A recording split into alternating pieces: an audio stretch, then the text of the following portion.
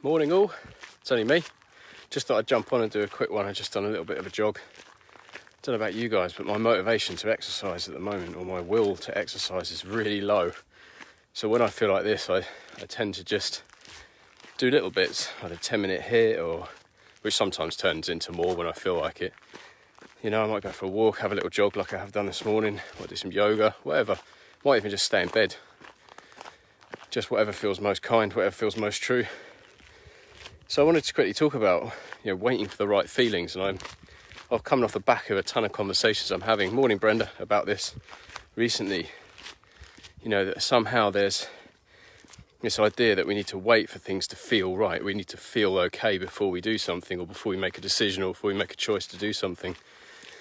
And this isn't popular, this opinion, I'll call it an opinion for now.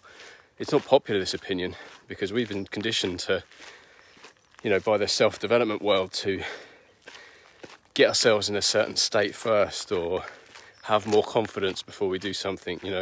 Do this confidence program so then you can go and do what you want and take over the world. Self-belief is the same. Create belief in yourself before you go and do what you want to do, or what you feel pulled to do.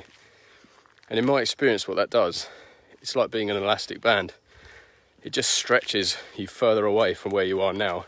Even though you're here, it will give you an appearance that you're getting somewhere, but ultimately what happens is that just creates even more of a belief, more of an identity that what we are isn't okay, it's not enough, that somehow we need more before we go and do something. And you have to take my word for it. You can look for yourself. It has to be a belief, it has to be a concept, because the only thing that we can say for sure is true is that right now, this is what I'm feeling. Right now, this is what I see. To say that you need something else is a complete concept, because it has to be. It's an idea, it's a belief. It's not true because it's not here. And so, what I encourage you guys to do is just have a little think about what you're waiting for right now. What is it you're waiting for? What is it you're waiting to change before you say yes? Or before you make a decision or a choice, or have that conversation that you've been putting off? What is it that you're waiting for? What is it you need to let go of? And something I know as a coach, the most powerful thing I know as a coach isn't teaching somebody and showing somebody how to be better, how to be more. If anything, it's the opposite to that. It's showing somebody how to navigate through to where they want to get with what they have now. And that's probably the most important message that I can get across this morning, is that you don't need to be anything else. Use what you have, see what you have now, be resourceful, look at the facts, and go and make a decision. One small step, one thing.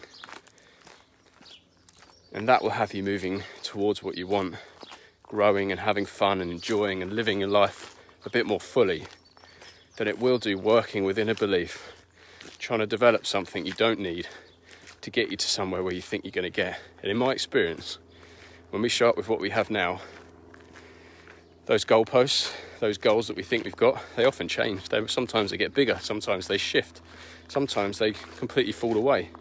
And the reason being is because we can only see what we want with what we're thinking now. So when we start to live beyond that, we start to prove ourselves wrong, that we don't need to have anything other than we've got now, then our life changes. What we want changes. Our confidence, ironically, changes. The self-belief changes. I've seen people spending years creating self-belief in themselves, when really what we could do is just show up with what we've got, and then the idea of self-belief disappears. It falls away. That belief, we see it as unnecessary. So that's it from me, guys. Massive welcome to all you new members. Hello, Angela. Nice to see you on. And have a fantastic day. Enjoy your weekend, guys. And I'll see you on Sunday night for the next instalment of Live. Lots of love. Speak to you soon.